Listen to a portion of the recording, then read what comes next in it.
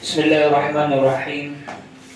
Assalamualaikum warahmatullahi wabarakatuh. Waalaikumsalam. Bismillahirrahmanirrahim. Bismillah, alhamdulillah, wassalatu wassalamu ala rasulillah Sayyidina Muhammad bin Abdillah wa ala alihi wa sahbihi wa mawalah. La hawla wa la quwata illa billah, amma ba'dah.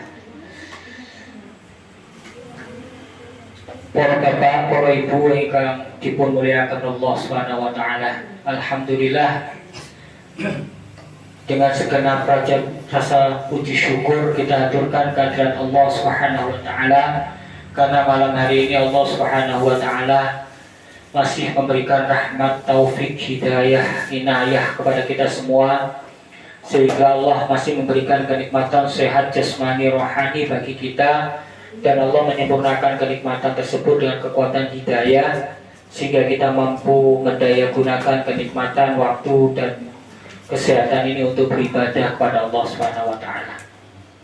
Alhamdulillah, kita telah tunaikan sholat maghrib secara berjamaah,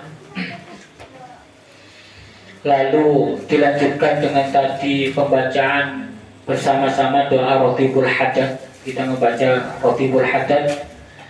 Semoga segala hajat dunia, hajat akhirat kita dengan wasilah amal soleh, jamaah maghrib dan pembacaan Rotibul Hadat, Allah Subhanahu wa taala memberikan pertolongan untuk segera mengabulkan hajat kita, memberikan jalan terbaik dan dengan cara yang terbaik.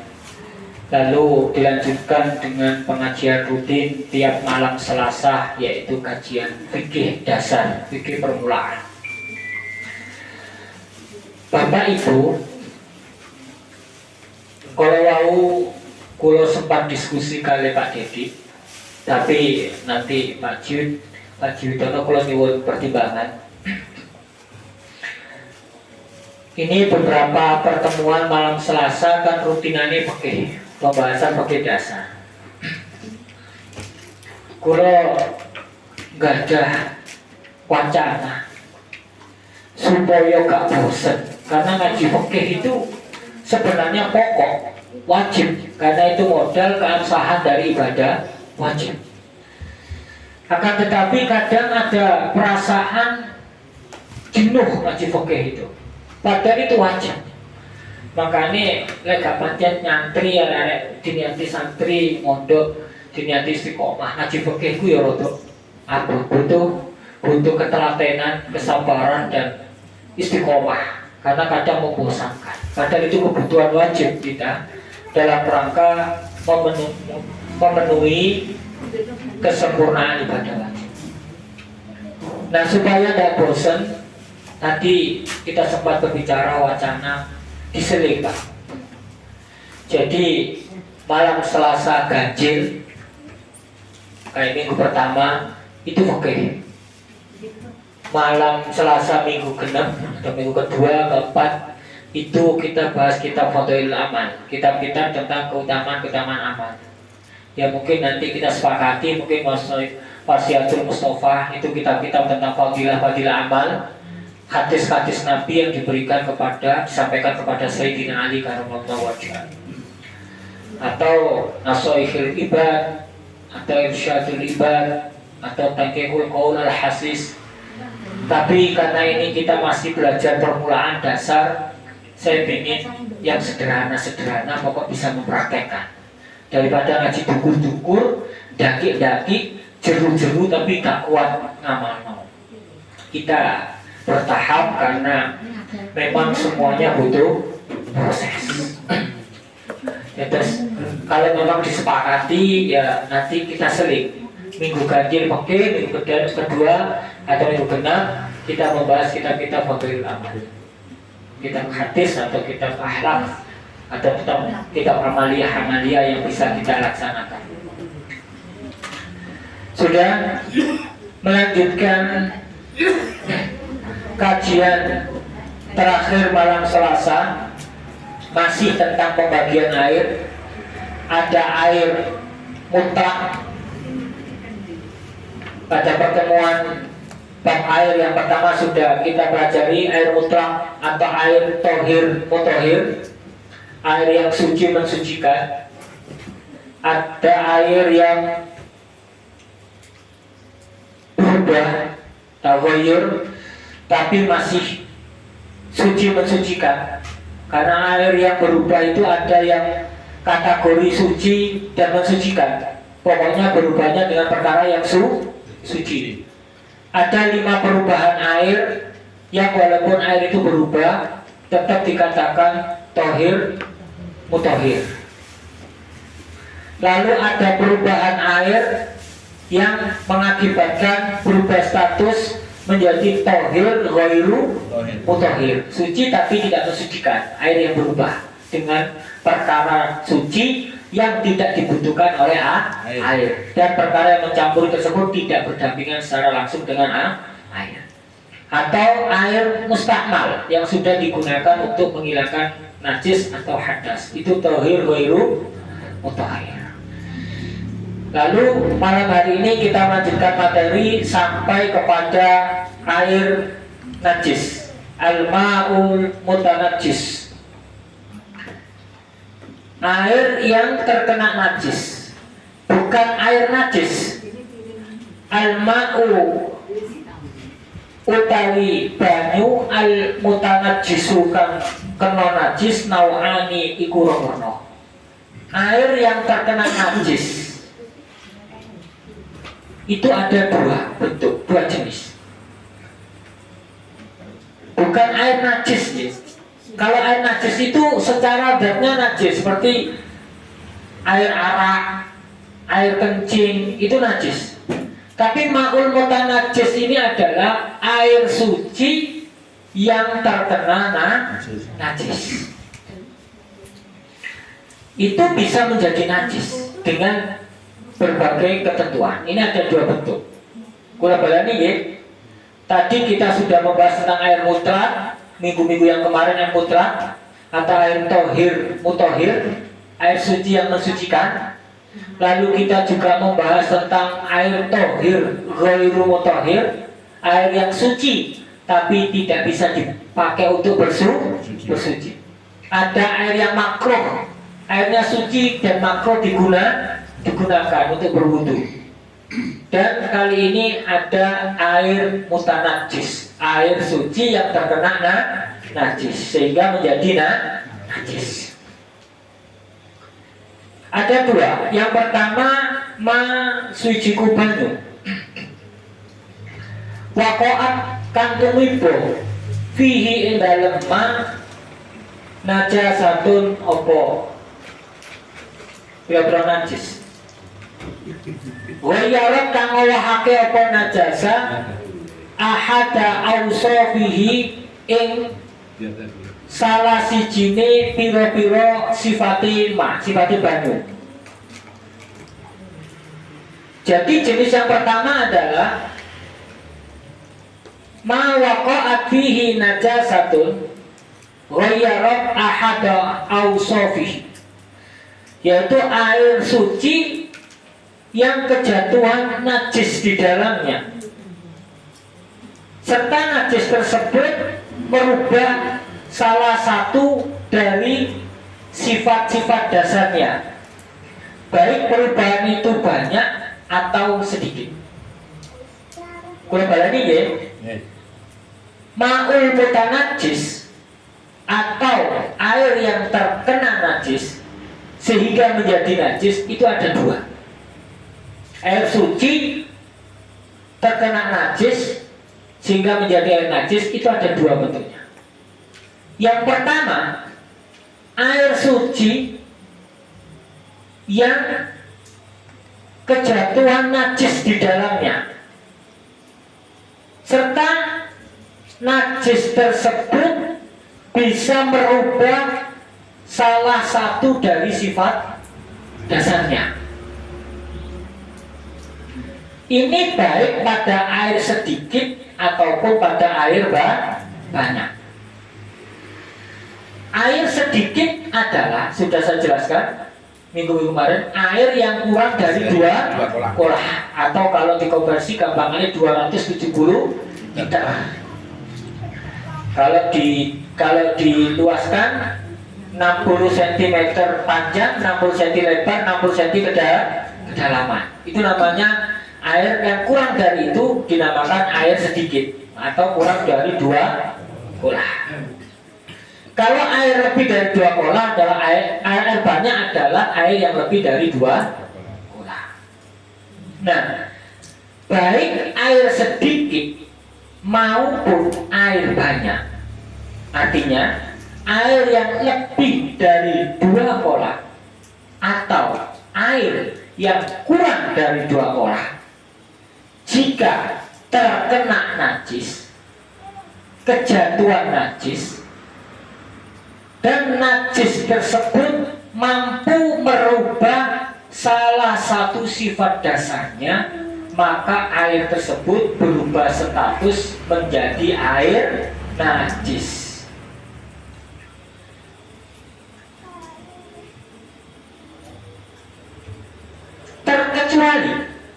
Terkecuali jika najis itu berupa bangkai dari binatang yang tidak keluar darahnya jika dia dipotong.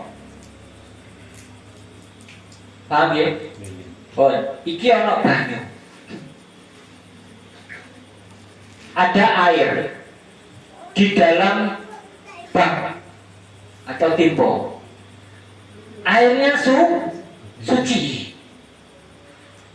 Bisa diminum, bisa digunakan berwudu jika dia tidak mustakal atau berubah.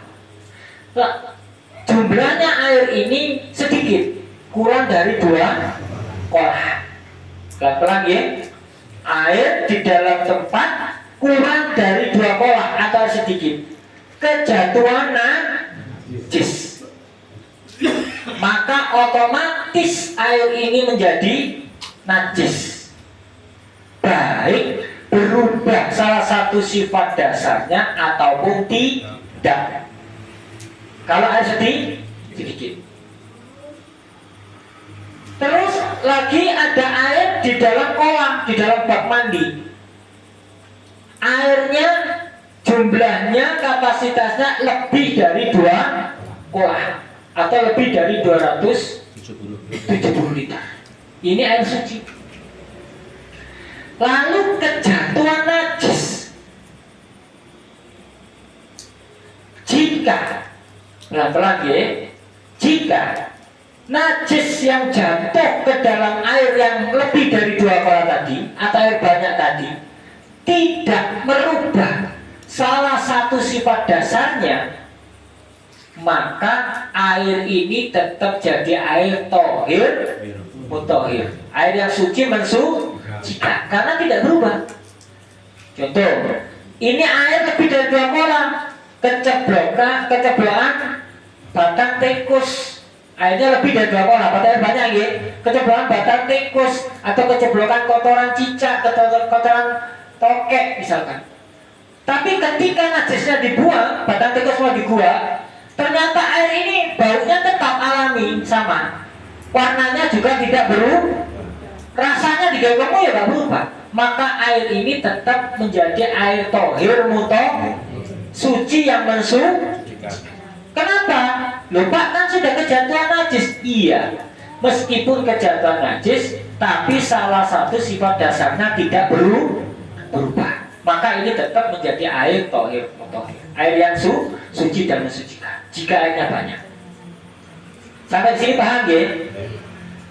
Nah, dia menjadi ma'ul mutanajis, dia menjadi air terkena najis sehingga hukumnya menjadi najis, yaitu ketika air banyak ini tadi, air lebih dari 2 kolah ini kejatuhan najis, pelan-pelan ya, airnya kejatuhan najis, iki banyu lebih dari 2 kolah, berarti air banyak, kejatuhan najis.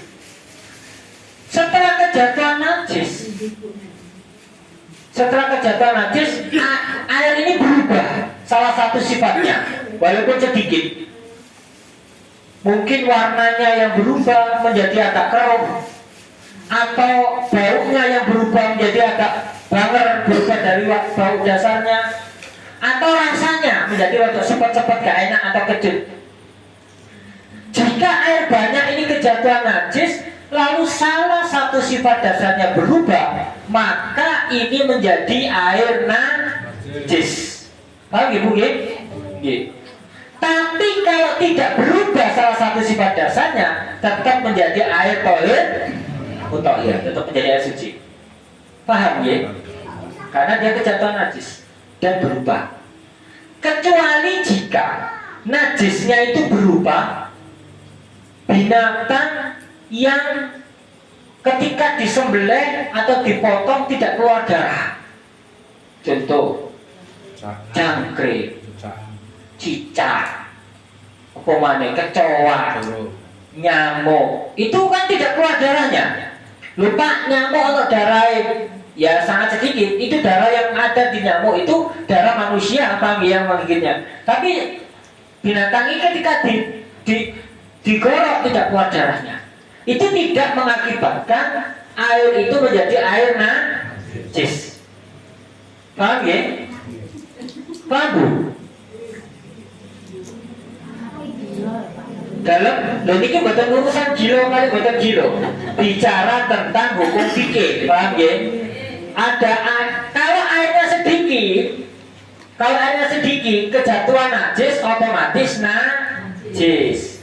Tapi kalau airnya banyak, walaupun kejatuhan najis, asal salah satu sifat dasarnya tidak berubah, air ini tetap air suci. Nah, dikecualikan najisnya adalah satu, jika itu bangkai itu kan najis lagi, batang atau bangkai itu najis, kecuali bangkainya ikan sama sama bangkai manusia itu suci. Tapi selain itu bangkai itu najis, nggak sadar itu bangkainya najis. Kalau bangkai yang jatuh itu ketika digorok, disayang atau dipotong tidak keluar darah, maka itu tidak menjadikan najis. Paham Bu? Kalau bonang coro, cicak, nyamuk, walaupun berubah, itu tidak najis. Paham ya? Paham ya? Ya. Kecuali jika binatang yang tidak keluar darahnya tadi sengaja dimasukkan, berarti sengaja membuat najis, maka airnya menjadi najis. Contoh, misale ono jenengan punya binatang misalkan, yang binatangnya punya ikan di dalam kolam. Paham ya? Ikan itu memakan binatang-binatang serangga. Paham ya? Terus jenengan kumpul loh kecoa itu bangkai-bangkai tadi, jenengan masuk ke di dalam air, sengaja memasukkan. Walaupun itu binatang tidak keluar darahnya ketika digorok, jika airnya berubah, airnya menjadi najis karena jenengan sengaja memasukkan bangkai. Tapi kalau bangkainya masuk sendiri, terus airnya berubah, air banyak warnanya berubah, airnya tetap suci karena berubahnya sebab binatang yang tidak keluar darah. Paham? Paham ya? Nah, betul kan kalau balani? Paham? Oke.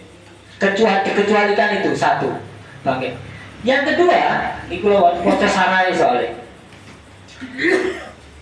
Atau dikecualikan dari najis yang sangat kecil. Contoh, ono cicak utawa lalat hingga di kotoran sing najis, nang kotoran ayam misalkan, terus mencret nang gone banyu, kakinya kan bawa najis. Nah, itu dimakfu. Baik air banyak ataupun air sedikit dimakfu. Atau ono cicak ceblok terus berjalan nginjaki kotoran nempel di kakinya kan sedikit, ternyata masuk di dalam air, cicaknya keluar lagi, kotorannya kan campur dengan air, itu dimakfu karena najisnya sedikit. Itu pengecualiannya, paham ya? Oke. Jadi jenis yang pertama air mutanajis adalah air yang kejatuhan najis di dalamnya, yang najis tersebut mampu merubah salah satu dari sifat dasarnya, baik sedikit maupun banyak. Oke. Yang kedua, al-ma'u iku banyu al-qalilu kang sithik idza waqa'at tatkalane tumiba fihi ing dalem al-ma'ul qalil najasatun napa najis wa illam yataghayyar lan senajan ora ahadu awsafihi opo salah sijine piro-piro sifate al-ma'ul qalil. Yang kedua, air sedikit, berarti air kurang dari 2 olah yang kejatuhan najis, maka itu otomatis airnya menjadi najis walaupun salah satu sifat dasarnya tidak berubah. Paham ya? Jadi kalau jenengan ada air di bak atau timbo yang kurang dari 2 kolah, kok nang kono kena kotoran burung, nggih? Ono burung kok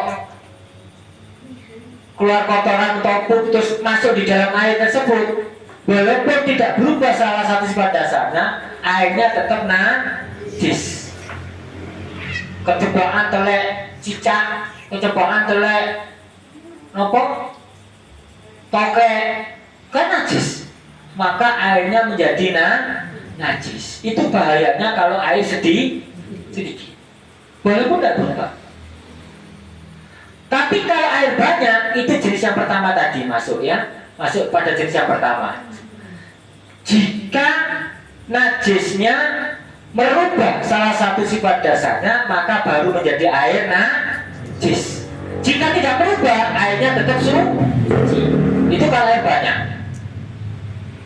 Paham ya? Pun, gua baleni. Air mutanajis ada berapa? 2. Yang pertama, air yang kejatuhan najis, yang najis tersebut merubah salah satu sifat dasarnya, baik sedikit maupun banyak. Kalau nggak berubah ya nggak najis. Paham ya? Yang kedua, ma'ul mutanajis adalah air sedikit, berarti kurang dari 2 kolah, yang kejatuhan najis walaupun tidak berubah salah satu sifat dasarnya.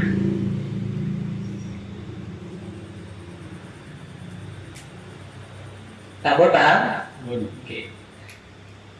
Najis ini dikecualikan dari najisnya binatang yang jika disayat tidak keluar darah.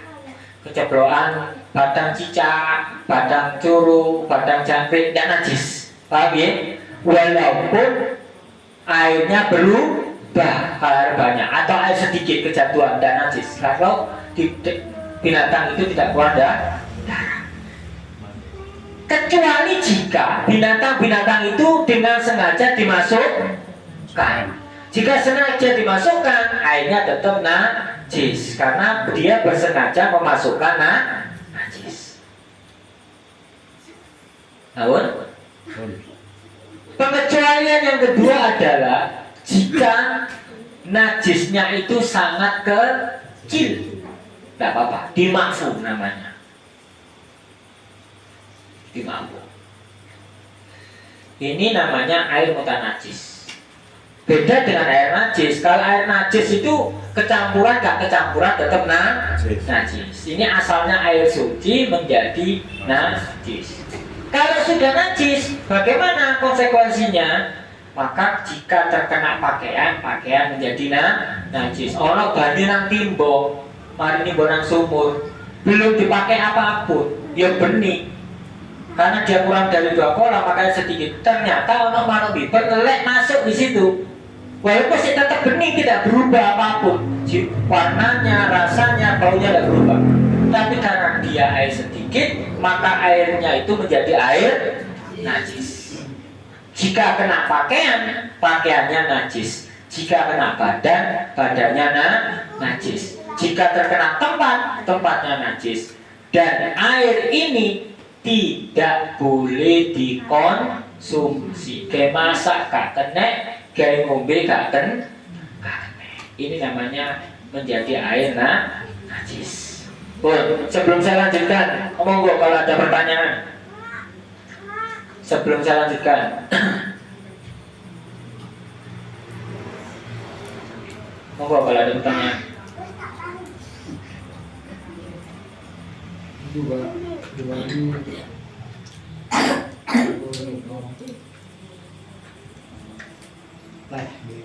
Teh nomor ini jelas. Betul alat itu atau nopo. Tetap pindah juga terus ada yang benar ini itu nomor nanti. Pertanyaannya saya pertanyaannya bagus sekali. Ada air teh di dalam gelas atau morok, itu kan air sedikit. Dadak ono lalat masuk. Lalat itu habis hingga di kotoran-kotoran najis. Apakah airnya menjadi najis? Satu, tidak, karena najis yang dibawa oleh lalat tadi sedikit yang dimaksud, gak kelihatan mata. Yang kedua, andai kata lalatnya tadi gak bisa keluar dan mati di dalam, maka airnya juga tetap suci, karena lalat adalah binatang yang tidak mengeluarkan darah ketika Sembelih. paham ya? Terus bagaimana Pak? Ya ada hadis yang mengatakan bahwa satu sayap kirinya bawa racun, sayap kanannya bawa penawarnya. Jadi di dalam nomornya di gua mana? Gak kolu Pak? Iya gak kolu. Ini bicara gak kolu. Tapi kalau bicara hukum fikihnya, najis apa? Tidak, hukumnya suci. Tapi boleh dibuat berwudu enggak? Tidak, karena ini air mutlak yang sudah berubah karena kecampuran perkara suci, dan perkara yang nyampuri tadi tidak dibutuhkan oleh air dan sudah merubah nama mutlaknya. Air suci diminum boleh, kena baju suci, kena badan suci, tapi tidak boleh buat berwudu. Sama-sama satu gelas, ini air putih, ini air teh. Air teh namanya tohir, ghairu mutahhir, suci tapi tidak bisa buat bersuci. Tapi kalau air putih satu gelas bisa dibuat bersuci. Nah, ini sudah saya praktekkan kemarin. Betul Pak? Jadi boleh diminum. Ada yang lain? Pertanyaan? Soalnya Pak, ulangi nih. Iya. Panti itu kata apa nih? Jangan kan? Iya. Betul bukan. Nopo itu pecah. Pecah dulu. Itu nopo nih? Panti kali ini tuh, itu nak puni tuh. Iya. Kalau cicak itu kan bagainya tidak keluar darah, maka jika mati di dalam itu najis yang dimakfu. Betul baik. Boleh. Sabar. Lek kena kotorannya tikus. ono makanan bisa jadi nih lek tikus kan ngoten nandukur wuwungan moro-moro terus nggih tanpa permisi tanpa pamit buang kotoran ceblok dan kita tahu najis apa boten najis karena kotoran tikus itu najis kotorannya cicak nih karena masih kelihatan oleh mata dan bisa dibuang ini najisnya mahfud dan najis yang sangat kecil yang tidak terlihat oleh mata tapi jelas najis contoh nggih, kotoran cicak kan masih kelihatan ya. Kena baju ya najis baju. Maksudnya tadi kotorannya sangat kecil najisnya. Contoh, lalat hinggap di kotoran ayam atau kotoran manusia. Terus terbang, kakinya kan kena najisnya kotoran ya. Terus dia hinggap di air, otomatis airnya terkena najis. Tapi najisnya kan tidak kasat mata, tidak kelihatan mata, saking kecilnya. Maka itu najisnya dimaafkan. Tapi kalau kotoran cicaknya yang jatuh ke dalam atau kotoran tikusnya yang jatuh ke dalam kuah tadi jangan, maka itu otomatis menjadi najis walaupun tidak berubah air tersebut karena air sedikit. Kalau airnya banyak tetap suci walaupun kemasukan bangkai tikus, kemasukan bangkai kucing tetap suci selagi salah satu sifat dasarnya tidak berubah. Paham ya? Nah, bangkai itu dikecualikan tadi yang tidak keluar darahnya. Kecuali jika bangkai binatang yang tidak keluar darahnya tadi sengaja dimasukkan, maka tetap najis. Pun gampang mau mudah najis ini dieling-eling. Jelas ya? Kalau air banyak maka dilihat apakah sifat dasarnya berubah. Kalau air sedikit tidak perlu, kejatuhan najis ya najis. Namun itu bab tentang najis. Sudah bab tentang pembagian air pun telas. Saniki kula review tak wacono mawon sama jenengan ngiling-ngiling ngaji kemarin ya, mulai pertama. Tapi tidak saya ulas lagi karena sudah. Nanti jangan bisa lihat di YouTube-nya. Ini cuma saya bacakan saja.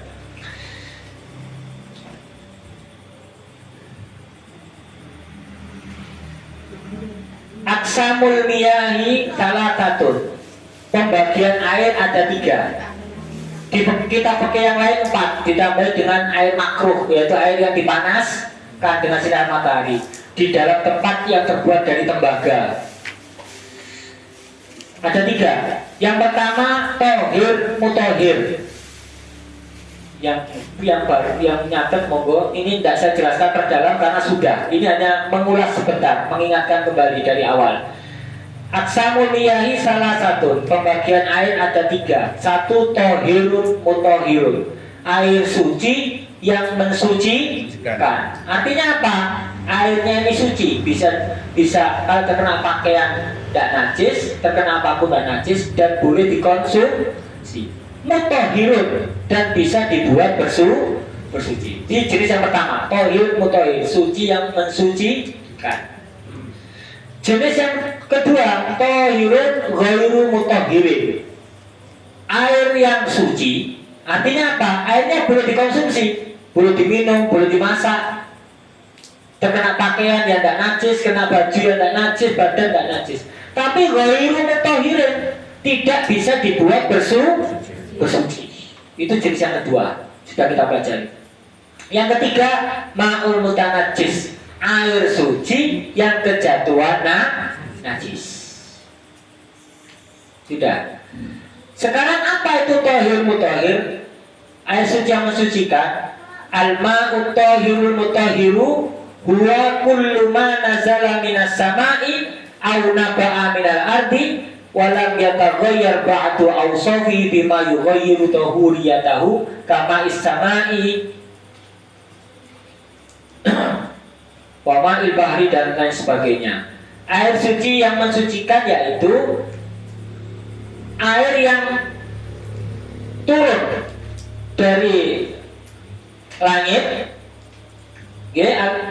Kullu ma nazala minas sama, segala sesuatu air yang turun dari langit, au naba'a minal ardi, atau keluar dari bumi.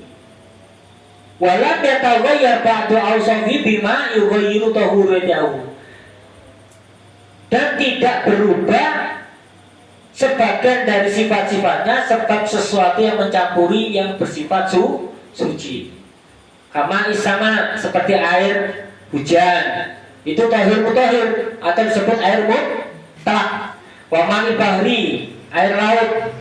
Wa ma'ul matari, air hujan. Kama isama, banyu langit, mau mata banyu hujan. Wa mau nahri, banyu kali.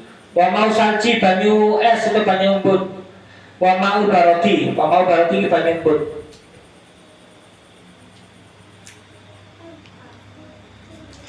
Sudah, itu namanya air mutahhir. Terus ada air di sela-sela di situ kejelasan tentang air mutaghayyir, air yang berubah tapi tetap suci, mensucikan. Ada 5, sudah kita bahas kemarin. Yang pertama, al-ma'u mutaghayyiru bituli muksihi au bima tawallada fi min samakin au tukhlabin. Air yang berubah sebab terlalu lama mengendap. Au bima tawallada fi, atau dari sesuatu yang muncul di dalamnya. Minas samaki, seperti dari ikan. Au tukhlabin, atau lumut. Jadi ono air berubah sifatnya. Air mutlak, ono air kali, atau air yang turun dari hujan, turun dari langit dan hujan lalu mengendap di tampungan air. Lama nggak dipakai, akhirnya berubah warnanya sebab lumut, atau baunya menjadi banger sebab lama mengendap. Ini tetap dinamakan air tahir, tetap suci, mensucikan, karena dia kecampuran perkara yang muncul dari dalam. Yang kedua, al-ma'ul mutaghayyiru bimastaqarra fi mahallihi au mamarrihi katurabin au muratin au milhin. Yang kedua, air yang berubah karena sesuatu yang menetap pada tempat air itu atau pada tempat mengalirnya, seperti debu, kapur dan sebagainya. Ono banyu, air mutlak ditampung di dalam satu tempat. Tempatnya itu terbuat dari tembaga, lalu aromanya berubah karena ada unsur karat.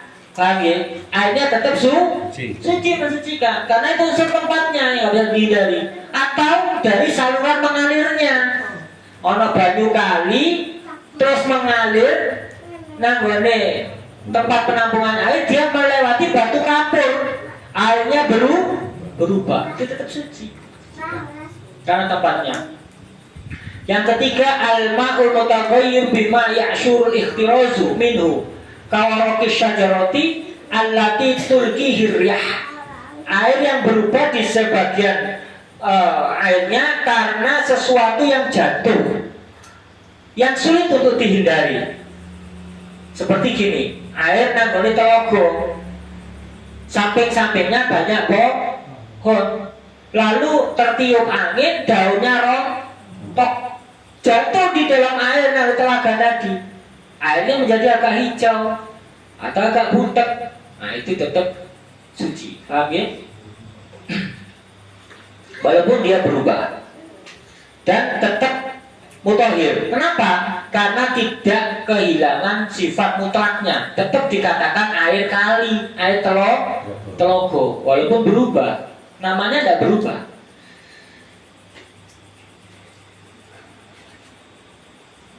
Yang keempat, al-ma'ul mutaghayyir bima tuliya fi ina'uhu kakut trotin. Air yang berubah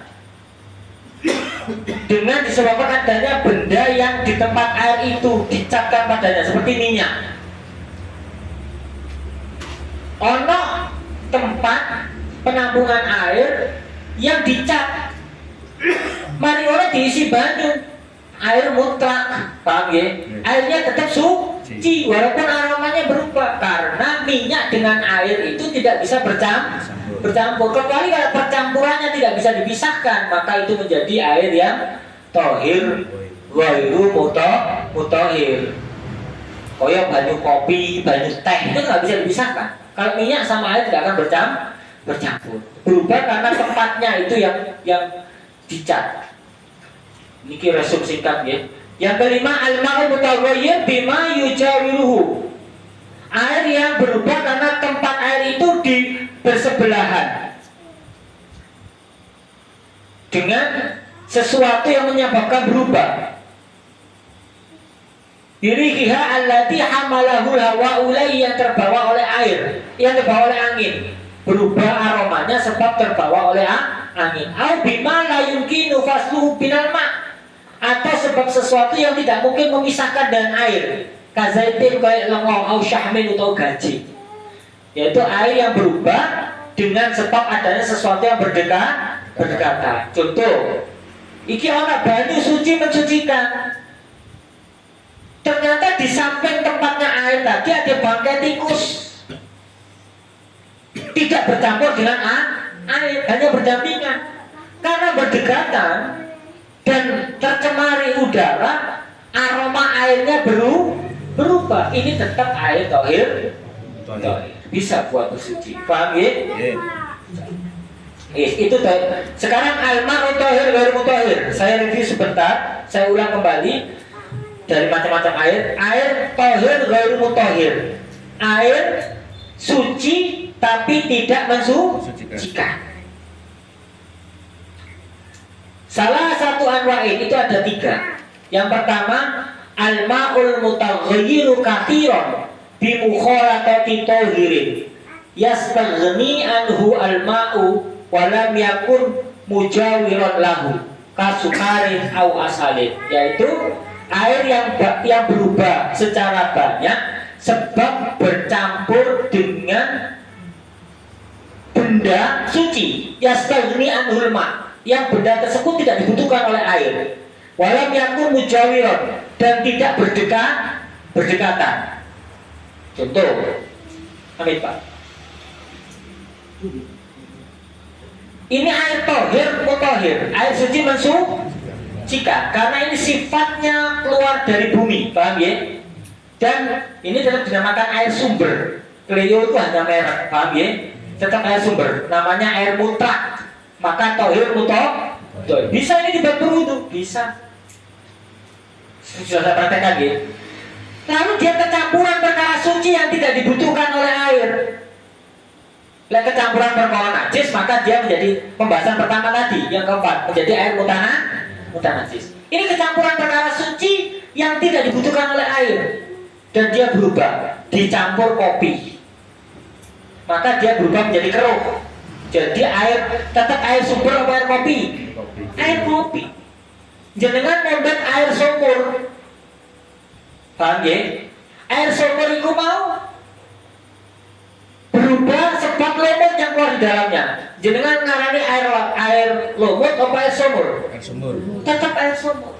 Tapi ketika air sumur dibondok terus dicampur kopi jadi kopi, jenengan tetap ngarani air sumur atau air kopi? Kopi. Air kopi, nama mutlaknya juga sudah hilang. Maka ini dikatakan air yang tohir ghairu tohir, suci, terkena pakaian tidak najis, badan tidak najis, tempat tidak najis, dan boleh dikonsumsi, tapi tidak bisa dibuat berwudu. Ya, jadi yang pertama, air suci yang berubah secara banyak. Perubahannya titik mek kuyeh atau mau tidak apa-apa, sebab kecampuran perkara suci yang tidak dibutuhkan oleh air. Itu tohir ghairu mutahhir. Tohir ghairu mutahhir yang kedua adalah al-ma'ul qalil al-musta'malu li rafi hadazin au izalati najasatin. Air sedikit atau air yang kurang dari 2 kola yang sudah digunakan untuk menghilangkan hadas atau menghilangkan najis. Banyu nanti mbok kurang tekor kola, jenengan wudu seperti ini, netes mana masuk, maka sisa airnya tidak bisa dilanjutkan untuk berwudu karena kurang dari 2 kola. Kemarin sudah saya jelaskan itu, tidak saya perdalam lagi. Artinya bahwa Intinya air sedikit atau kurang dari 2 kolah yang sudah digunakan untuk menghilangkan hadas atau najis, bercampur kembali.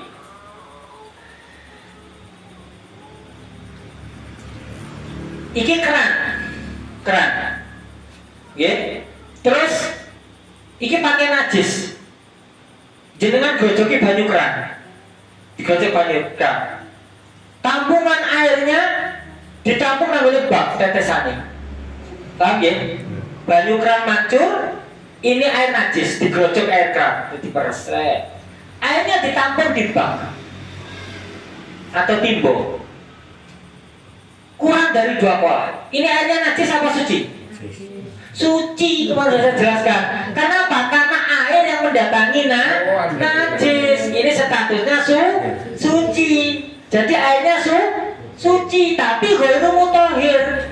Tidak bisa dibuat bersuci. Kenapa? Karena air kurang dari 2 kolah sudah digunakan untuk mengangkat beda dengan ini air di bak kurang dari 2 kolah dicemplungi pakaian najis. Ini bukan tohir mutahhir, tapi ma'ul mutanajis. Jadi banyu najis. Karena apa? Air yang dijatuhi najis. Kalau tadi benda najis dijatuhi air suci, maka air yang jatuh ini air suci karena digerocok dengan suci. Cuma jika dikumpulkan kurang dari 2 kolah itu menjadi air tohir ghairu mutahhir. Sama gitu, bisa membedakan gitu. Yang ketiga, al-ma'ul mustakhraju min nabatil ardi bi aslin aw tabkhir. Air yang keluar dari tumbuh-tumbuhan yang diperas atau disuling, banyu kelapa. Itu suci, Pak, boleh diminum, tapi tidak boleh dibuat wudu.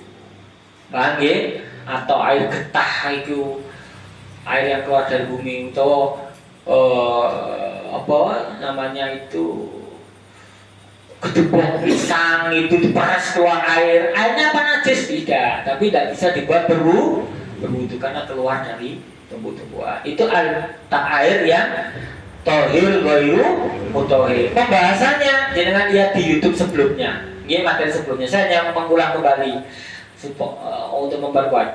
Nah, setelah tohir ghairu mutahhir, pengajian malam ini materinya adalah al-ma'ul mutanajis, air suci yang terkena najis. Itu ada 2, yaitu air suci yang kejatuhan najis yang merubah salah satu sifat dasarnya. Maka meskipun itu airnya banyak, jika kemasukan najis dan najisnya merubah salah satu sifat dasarnya, airnya menjadi najis. Paham ya? Tapi kalau nggak berubah, tetap air suci.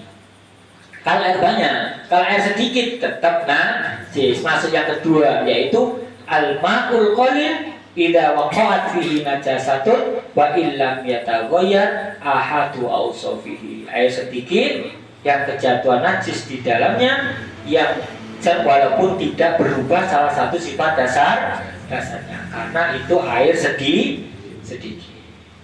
Namun paham ya?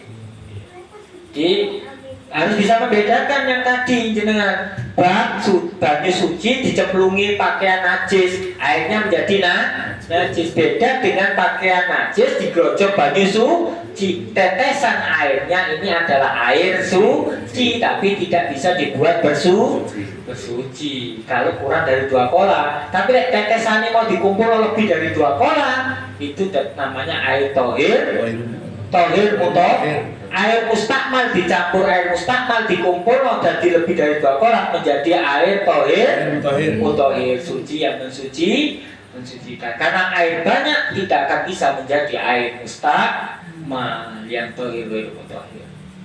Bisa dipahami? Ada pertanyaan? Benar Bu? Mencuci pakaian tuh Pak, yang Mencuci pakaian? ya kebanyakan orang kan airnya dulu diambil terus pakaian sepuh-sepuh. Itu bisa buat sholat apa enggak? Nggak bisa. Seharusnya gimana? Kalau cuci buat sholat. Iya. Jadi kebanyakan itu belum tentu benar. Kebanyakan orang itu biasanya Pak. Ember kasih air terus Celuk katanya sudah 3 kali tapi diceluk gitu. Itu keliru. Jadi kalau airnya dulu Ya. dan airnya ini kurang dari 2 kolam, kecuali nambah kali itu tidak masalah, diceluk-celuk karena banyak. Airnya timbul diisi air, terus baru pakaiannya dimasukkan. Jangankan kok pakaian 4-5, pakaian 1 yang najis dicemplung ini menjadi air najis semuanya. Paham ya? Karena kurang dari 2 kolam. Yang benar bagaimana? Pakaian 10 masukkan dulu di bak, 15 ya oleh, 20 ya oleh, paham ya?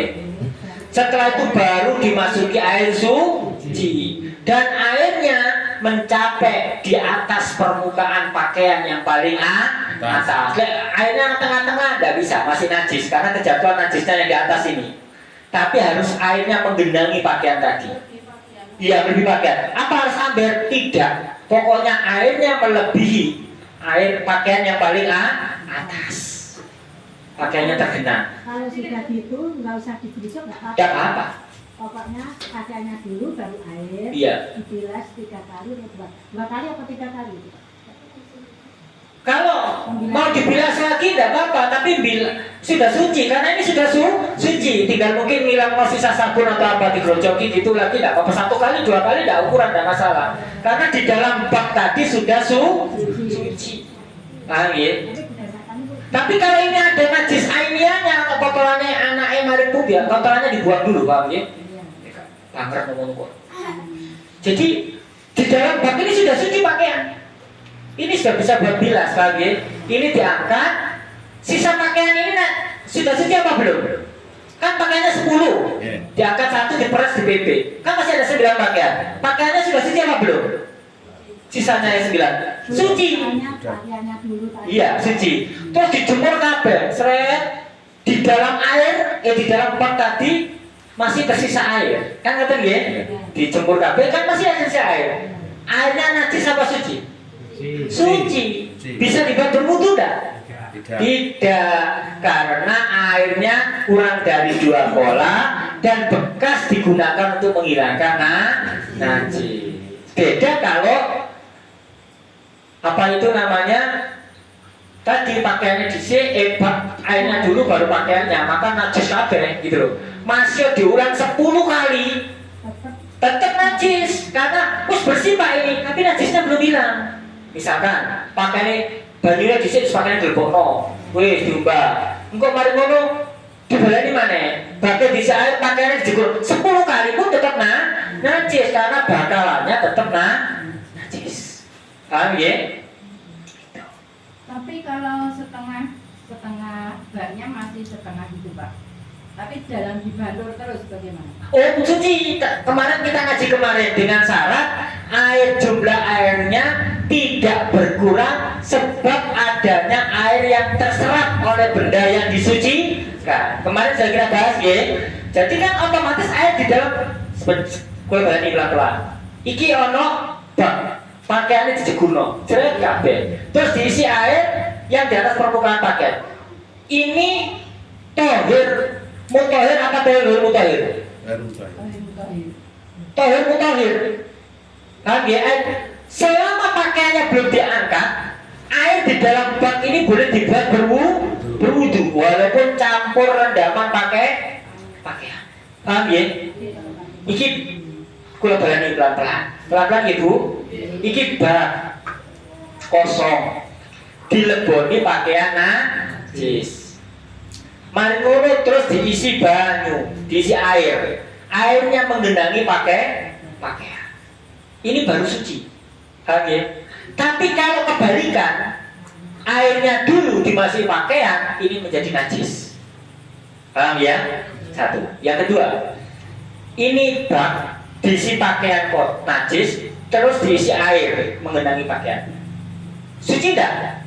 Suci, karena benda najis kejatuhan perkara suci. Air yang menggenangi pakaian tadi boleh nggak dibuat berwudu? Boleh. Ono pakaiannya Pak? Boleh. Dia menjadi mustakmal jika pakaian di dalam bak sudah diambil, jeret di PP 1, netes kan? Dan dia volumenya menjadi berkurang. terang. Sebab airnya terbawa terserap oleh benda yang disucikan, maka ini menjadi tohir ghairu mutahhir. Kecuali jika volumenya ditambah, digrojoki bali maneh, baru menjadi tohir mutahhir. Nah, Bu.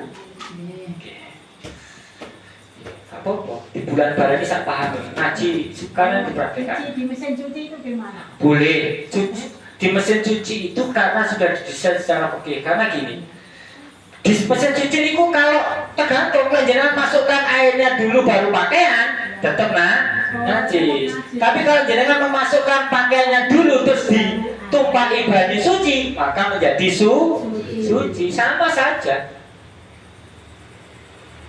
Tapi biasanya kan bublek sabun dulu baru pakaian dimasukkan. Kalau di mesin cuci itu Oh keliru. Jadi harus pakaiannya dulu baru air. Tapi kalau airnya dulu najis kabeh banyune. tetap najis. Tetap najis. Kalau habis itu digerujuk, Pak. Oh, cuci kan digerujuk, masalahnya kan sudah keluar dari mesin cuci berarti. Iya, digerujuk jadi suci. Kalau pakainya dulu sudah suci. Sama dengan air di dalam bak tadi. Tapi gak mantep Pak, ya monggo kan itu tuh mantep. Apa itu. Tapi justru jenengan kalau berlebih-lebihan itu masuk israf nanti tidak boleh mubadir berlebih-lebihan pada penggunaan Nanti bang boten bayar Pak. enggak. Kata berlebih-lebihan, kata mubadir itu tidak hanya melihat jumlah air. Oh, gak mau Pak airnya banyak, sama kategorinya tetap mubadir, sama. Karena di tempat yang lain ada kekeringan air. Jadi ukurannya bahwa Allah Pak nanti banyu wadah turah-turah, sama tetap mubadir. Sekarang Pemborosan. oh bisa apa dia lagi? Namun ya, muka menjadi ilmu yang bermanfaat, ilmu yang barokah. Kalau ada yang belum paham, sampean jenengan bisa WA saya, bisa tanya saya untuk minta penjelasan atau diputar lagi YouTube-nya. Tujuannya kita membuat YouTube bukan untuk gagah-gagahan atau apa, tapi supaya kita bisa memutar dan memahami kembali. Itu malam Selasa besok kita ganti bab sudah. Ini bab air sudah selesai. Mudah-mudahan bisa diserap dengan baik, dipahami dengan baik, dan dipraktekkan dengan baik. Amin. Allahumma amin. Bismillahirrahmanirrahim. Rabbi fa'anfa'na bi barakatihim wahdina al-husna bi hurmatihim wa amitna fi tariqatihim wa mu'afatihim minal Rabbi fa'anfa'na bi barakatihim wahdina al-husna bi hurmatihim wa amitna fi tariqatihim wa mu'afatihim. Assalamualaikum warahmatullahi wabarakatuh. Waalaikumsalam warahmatullahi wabarakatuh.